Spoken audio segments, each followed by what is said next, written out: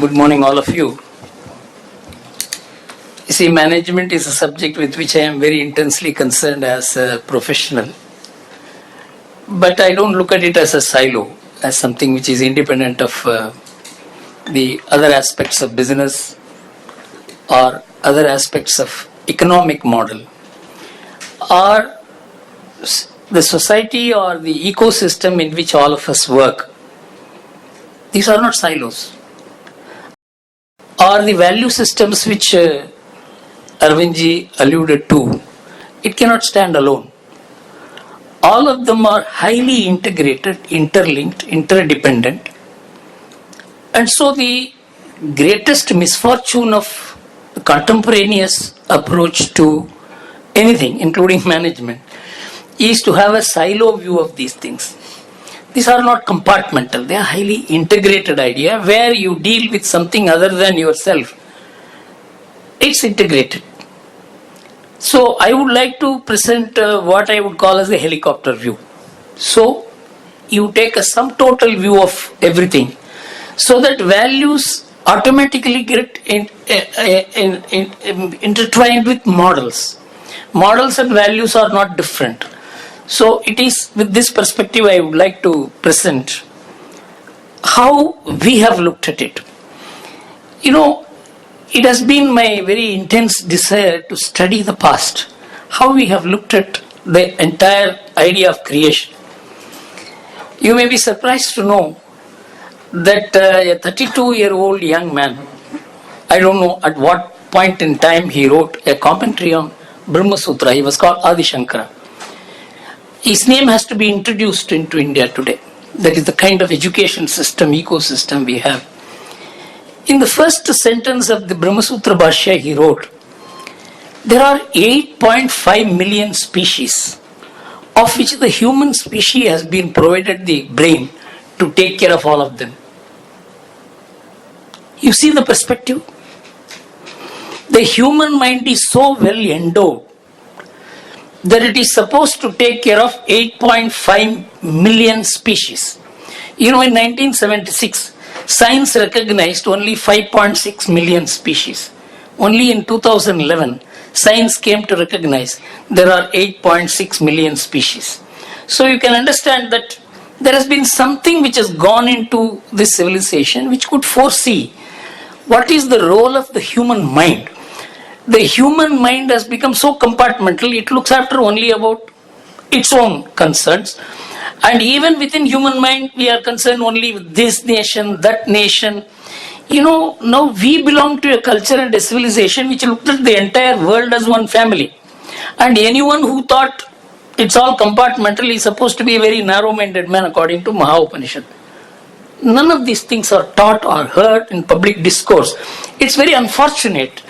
A country which has such a continuous history, traditions, values, living models, which could be related to 5,000 years before from today, has forgotten its past, and even to recall the most relevant things, it doesn't have an education system and a public discourse.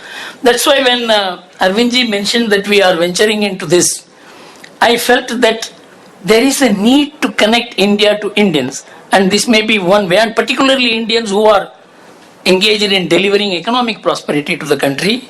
They must be connected to these important sources of our whole philosophy, which will enable us to guide the world, because we are no more a pushover. From sidelines we are now occupying the head table of the world fora. Have we developed the psychology for that? Have we developed the philosophic approach for that? Have we developed the confidence for that? Have we read about our literature instead of Milton and Shakespeare? You know, these are Shakespeare and Milton have gone down. We need to understand much bigger and much more important things. It is with this perspective I will present some of my thoughts. First, how the paradigm is shifting. For example, they said intelligence quotient is the most important thing. Then they said emotional quotient is the most important thing. Now people are talking about spiritual quotient. According to me, all are interlinked. These are being looked at in compartments. So once you understand that there is integrality in human life, You cannot say intelligence is divorced from emotions or compartmentalized from emotions, or spiritualism is unconnected to the two. This kind of approach, this may be very good for writing books and for giving flowery lectures, but it will not give a proper understanding of how we want to look at the wholesomeness of what we want to handle. The world is ever changing. In our own midst, we have seen what has happened in communist China. In fact, when communist China wanted to destroy everything relating to the past. In fact, they organized the Cultural Revolution to do away with Buddha, to do away with Confucius. Confucius was a special target of communist China and the Gang of Four. And now, what has emerged out of communist China is a Confucian China.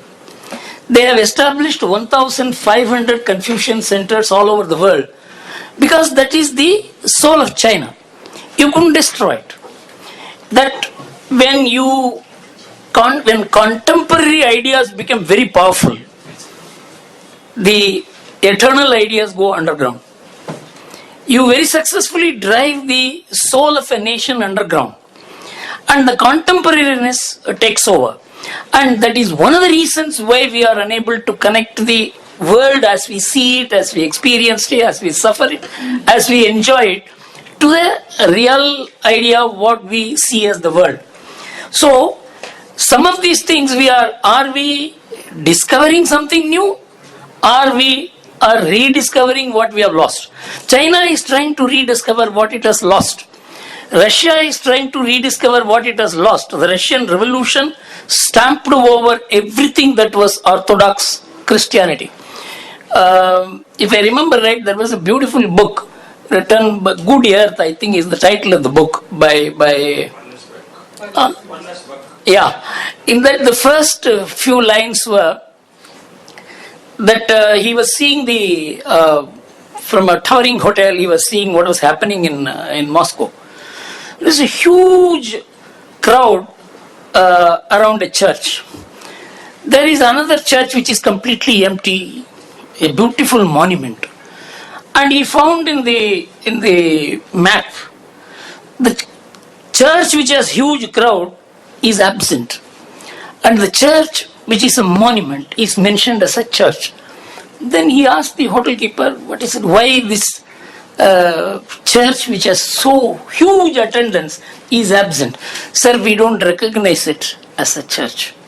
So what is real you don't recognize. What is dead becomes a very important mention. This is how they began denying what is obtaining on the ground. So we must understand, when Russian Revolution collapsed in 1989, the first thing they discovered was the living church. And even the dead monuments became living churches. So you must understand that there is something very, very difficult to understand about contemporaneity, because contemporaneity drives your beliefs, faith, values, and what you call a spiritualism underground. We don't have the courage to own them, and so we begin to deny them. So these are some of the cobwebs which we have to get over, and it is all because of what we would call as being blinded by the context.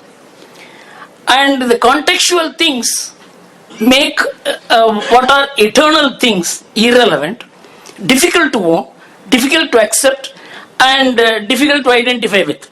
So this, in the recent history of 60-70 years, this has been proved to be a completely wrong approach. This is very important, not only from political perspective or social perspective, it is also true from business perspective.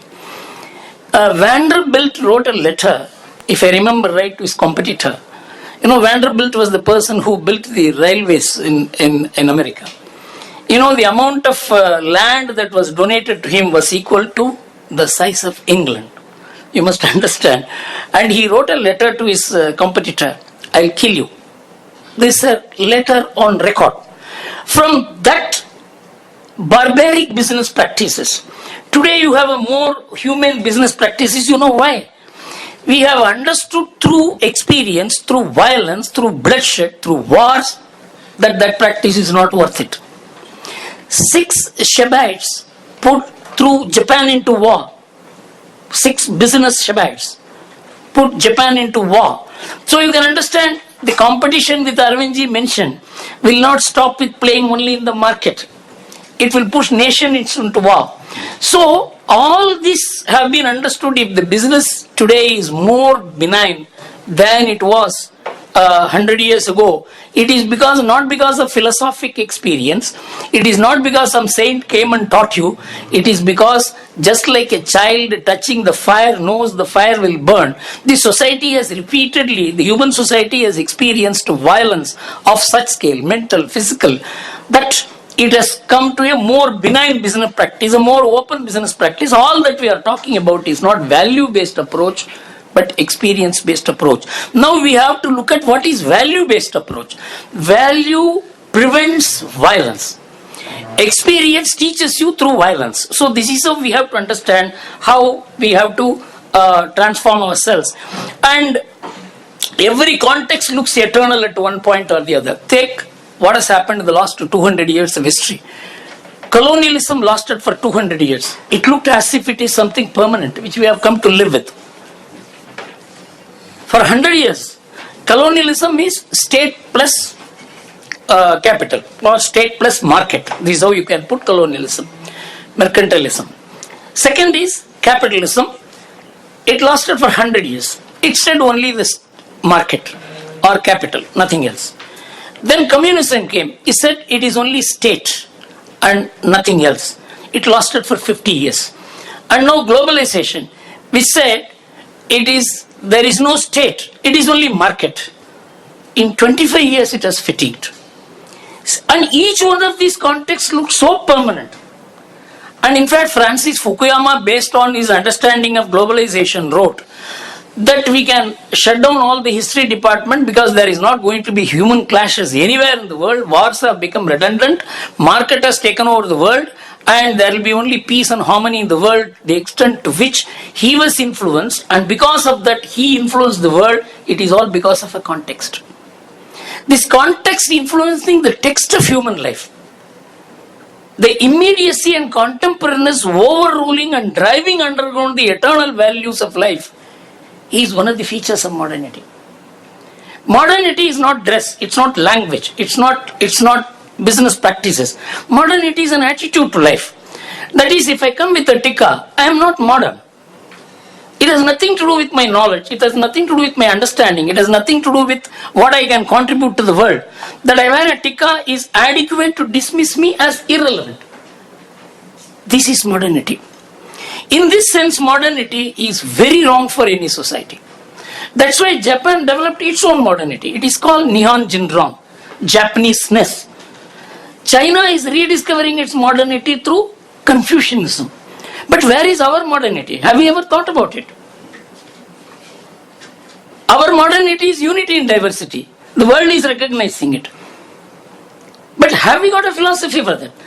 How we put together all this is the most important thing in our exercise today.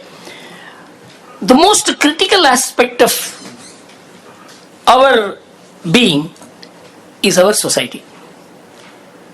The modern sociology says society is non-existent or irrelevant or bad. Karl Popper said society is wrong. And Margaret Thatcher said society is irrelevant. This formed the basis of the modern economic theories.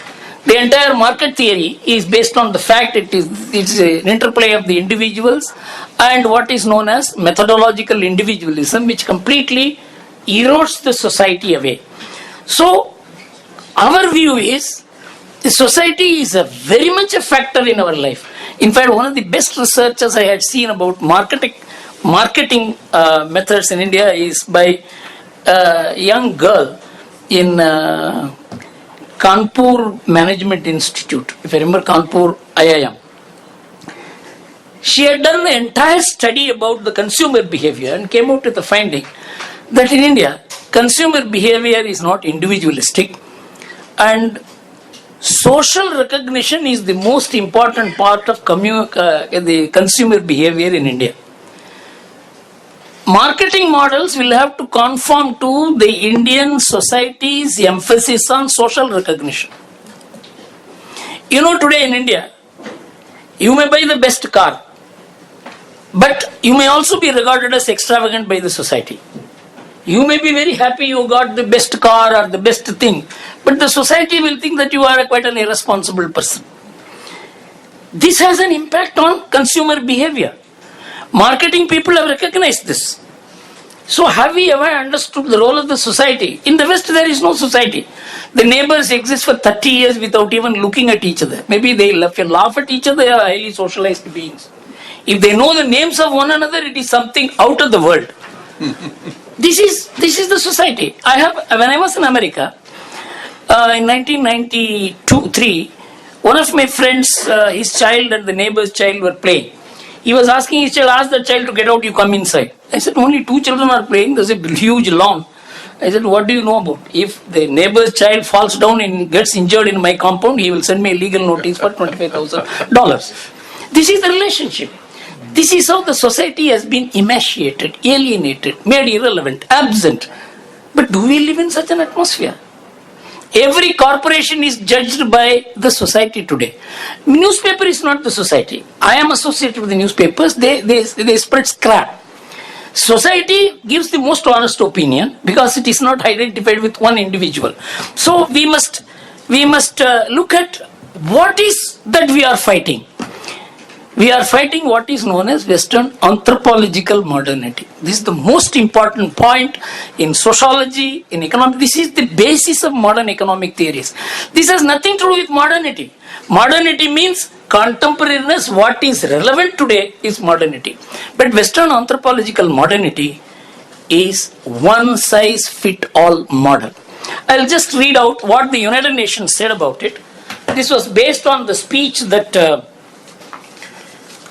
Truman delivered in 1948 after assuming office as the president as a new deal for the world. And this was taken by the United Nations, which prescribed a philosophic approach as to how the world can move forward. This is very important from not only economic model point of view, business model, management model, for the whole world. There is a sense in which rapid economic progress is impossible without painful adjustments. See the next sentence. Ancient philosophies have to be scrapped. Old social institutions have to disintegrate. Bonds of caste, creed and grace have to burst. This is the philosophy. Unless you do all this, you cannot develop. And the next sentence. Large number of persons who cannot keep up with the progress have to have their expectations of a comfortable life frustrated. If you don't do it, you will remain frustrated. You will not only not develop, you will feel frustrated. Very few communities are willing to pay the price for progress. This was the idea that the United Nations commended, and all our education system, our public education system, training of IAS officers, training of IFS officers, our public discourse, media writing, our sociology departments expounded this view. This ran the world. Whether it is socialism or communism, capitalism, both are same. According to me, they are competitors only in name, because they say wealth should be put to the same use. The only thing is whether it should be in the hands of the individual or the state. It is a property dispute. We took it as an ideological difference. There is no ideological difference. What for a man should make wealth? What for wealth is needed? Noam Chomsky put it that communism will work Chernobyl at any cost. Capitalism will work it only at a profit. That's all the difference. So you can understand that we were mesmerized into believing that these are two ideological camps. No. They belong to the same ideology with the two different approaches. And with the result, what the United Nations commended held good for both socialism and communism. They both were agreed on this declaration. And this was sourced in what Max Weber thought, that unless the society disintegrates and individuals begin playing the most dominant role, you cannot attain wealth. This became the basis of what is known as the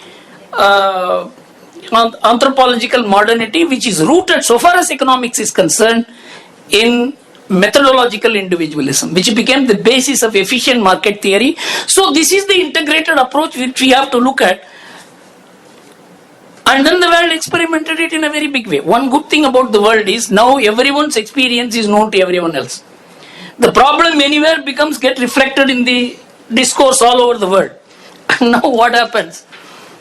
In the West, you must see one thing. They are very clever.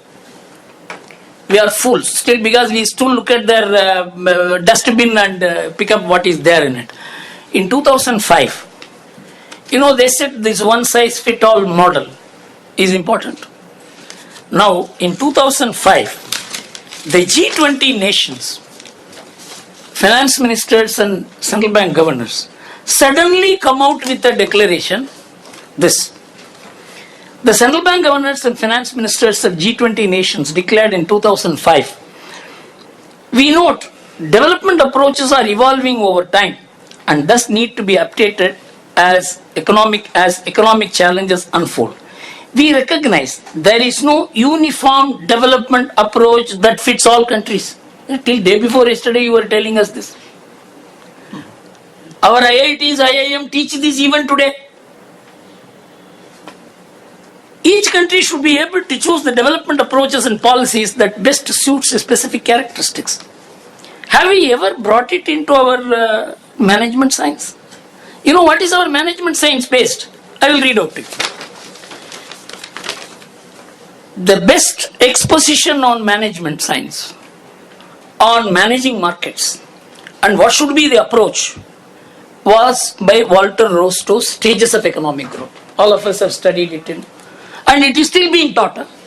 Don't think that this has become outdated and we have thrown it. Walter Rostow's Stages of Economic Growth, he said it in 1957. There are 5 development stages from traditional societies to the age of mass consumption. How to convert traditional societies into mass consumption society is the foundation of modern management, particularly marketing management, financial management, whether it is equity market. Everything is founded on this. Common to many theories of development was a cheerful sense of cultural tragedy. The necessary disintegration of traditional societies that functioned in Rostow's scheme as a precondition for economic takeoff. Foreign domination, it's not possible a society will be able to achieve it on its own. It needs foreign domination.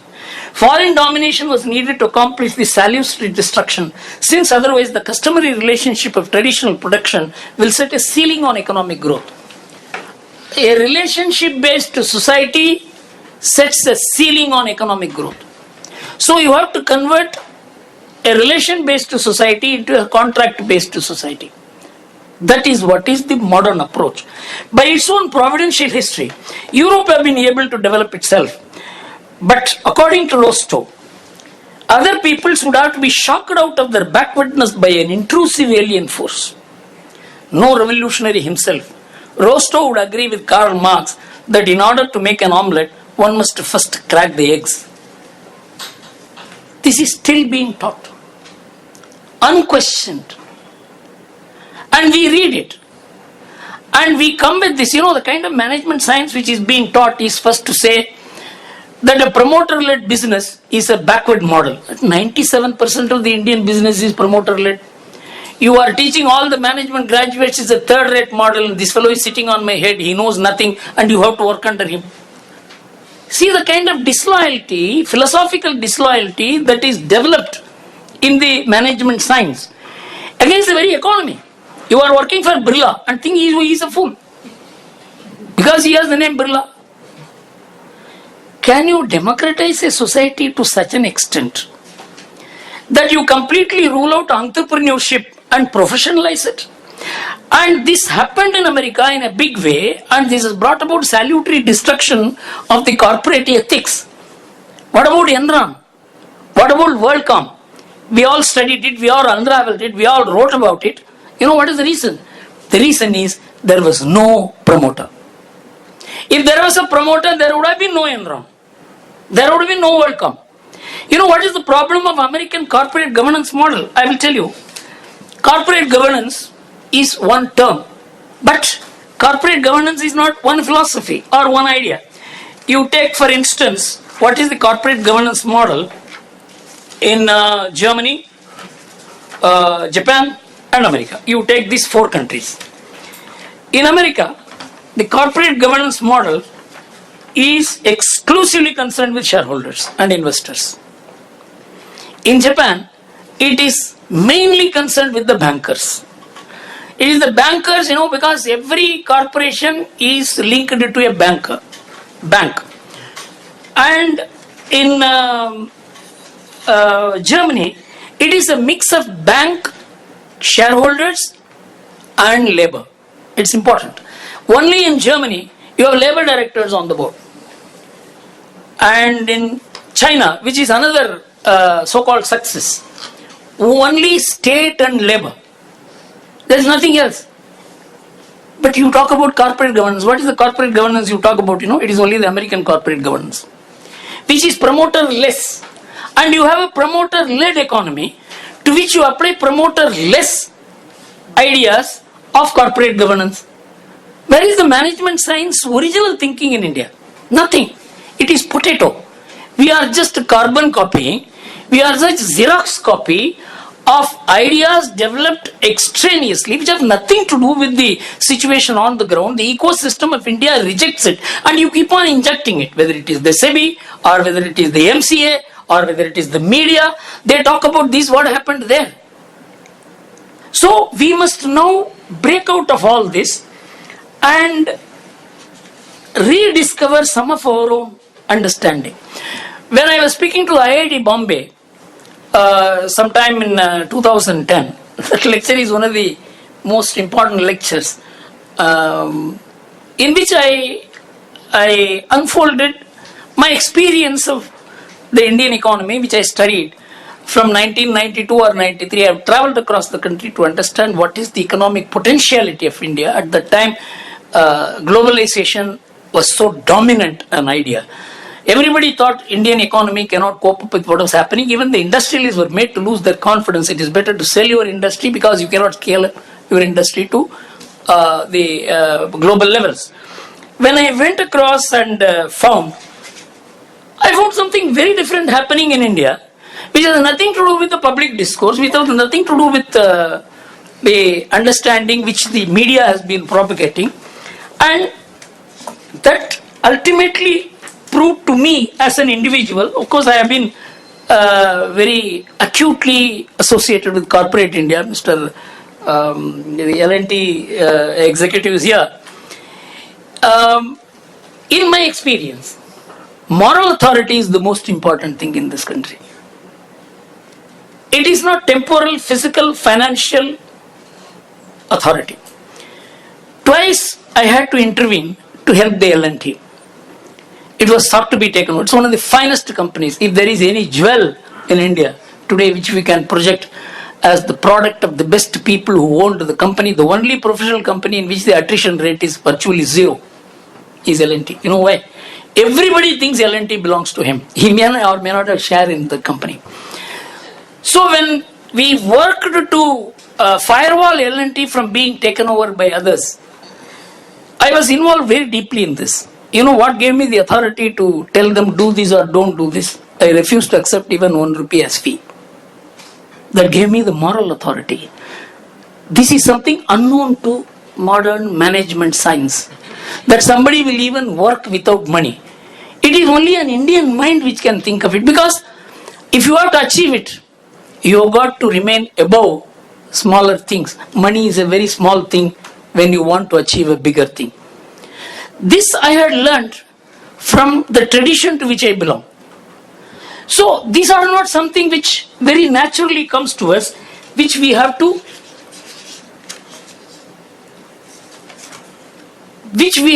internalize, and there is no mechanism today. What is VIF concerned with, for instance. VIF is a strategic think tank, but it is trying to manage ideas for India's global relationship. You have to manage your relationship with the neighbors, the distant people, bring alliances, face hostile forces. So management is not just a business idea. Management is a larger idea which principles you apply to particular contexts, particular areas. So, in this, VIF has a philosophical approach. Others have a material approach. But we have a philosophical approach. We want to build a philosophical relationship. That is why we look up to our civilizational sources. If VIF in its strategic approach will look for civilizational sources for building its ideas, relationships, models, it's at a global level. Naturally, at the national level, business corporations will have to do this. Governments will have to do it. So, the idea of VIF doing it is that we have to bring a civilizational approach, Indian civilizational approach to Indian business management philosophy, practices, model, thought, education. We have to throw away much of the books that we are reading today, which are our Bible, virtually our Bible. You will not throw it away. I know it. It's not possible to throw it away. You need marks to pass the examination. But in those days, Ramnath Goenka told me he was being taught by Acharya Kripalani in Muzaffarpur. He was in college. Ramnath Goenka told me after completing the lecture on Indian history, so Acharya Kripalani will bring all the students and make them sit under a tree. And so whatever I have taught there is the history book written by the aliens. Don't believe it. You will believe it. You will read it only for getting your examination passed. Afterwards, you forget about it. Otherwise, you will be lulled into believing falsehood as truth. So we must understand these books are written by people with a very limited silo experience, and they want to universalize that experience. Whether it is Walter Rostow, or whether it is Max Weber, or Karl Marx, who held the world together with such violent ideas and killed at least 260 million people. 260 million people.